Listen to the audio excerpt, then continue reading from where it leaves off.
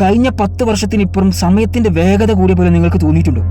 ആഗോള താപനം ഓരോരോ കൊല്ലത്തിലും ചൂട് വർദ്ധിക്കുന്ന പോലെ നിങ്ങൾക്ക് തോന്നിയിട്ടുണ്ടോ? ഒന്നിന് പുറകെ ഒന്നായിട്ട് പ്രകൃതിക്ഷോഭങ്ങൾ സംഭവിക്കുന്ന നിങ്ങൾക്ക് തോന്നിയിട്ടുണ്ടോ? എങ്കിൽ ഈ വീഡിയോ തീർച്ചയായിട്ടും കാണുക. ആയിരക്കണക്കിന് കിലോമീറ്റർ അപ്പുറം എത്യോപ്യയിലെ ഹൈലി ഗുബി എന്ന് പറയുന്ന അഗ്നിപർവ്വതം പൊട്ടി അതിൽ നിന്നും ഉയർന്ന ചാരവും പുകയും 14,000 അടി ഉയരത്തിൽ പൊങ്ങി പല രാജ്യങ്ങളിലേക്കും വ്യാപിച്ചിട്ടുണ്ട്. 12,000 കൊല്ലത്തിന് ശേഷമാണ് അത് പൊട്ടുന്നത്. ഇന്ത്യയിലേക്കും അതിന്റെ പുക പടലങ്ങൾ എത്തിയിട്ടുണ്ട്. ഹരിയാന, ഡൽഹി ഭാഗത്തൊക്കെ അത് പടർന്നു പന്തലിച്ചിട്ടുണ്ട്. മീഥേൻ പോലെയുള്ള വിഷവാതകങ്ങളും മണൽത്തരികളെ പോലെയുള്ള ഗ്ലാസ് തരികളൊക്കെയുള്ള ചാരവും പുകയുമാണത്.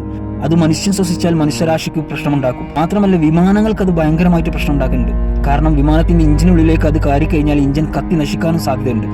അതുകൊണ്ട് ഇന്ത്യയിലടക്കം പല രാജ്യങ്ങളിലും വിമാന സർവീസിന് നിയന്ത്രണം ഏർപ്പെടുത്തിയിട്ടുണ്ട്.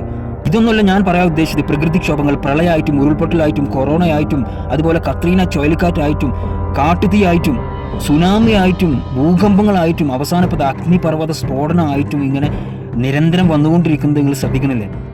1400 വർഷങ്ങൾക്ക് മുന്നേ അള്ളാഹുവിന്റെ റസൂൽ സല്ലല്ലാഹു അലൈഹി വസല്ലം പറഞ്ഞിട്ടുണ്ട്, അന്ത്യനാൾ അടുത്താൽ ഒന്നിനു പുറകെ ഒന്നായിട്ട് ദുരന്തങ്ങൾ നേരിടേണ്ടി വരുന്നു.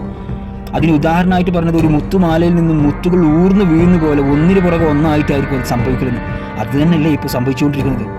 അള്ളാഹിന്റെ റസൂൽ പറഞ്ഞു എന്ന് പറഞ്ഞാൽ ചില ആൾക്കാർക്ക് വിശ്വാസം വരണമെന്നില്ല. അവർക്ക് വിശ്വാസം വരണമെങ്കിൽ ശാസ്ത്രം പറയണം. എങ്കിൽ കേട്ടോ, സ്റ്റീഫൻ ഹോക്കിംഗ് എന്ന് പറയുന്ന ഒരു ഭൗതിക ശാസ്ത്രജ്ഞനെ നിങ്ങൾക്കറിയില്ലേ?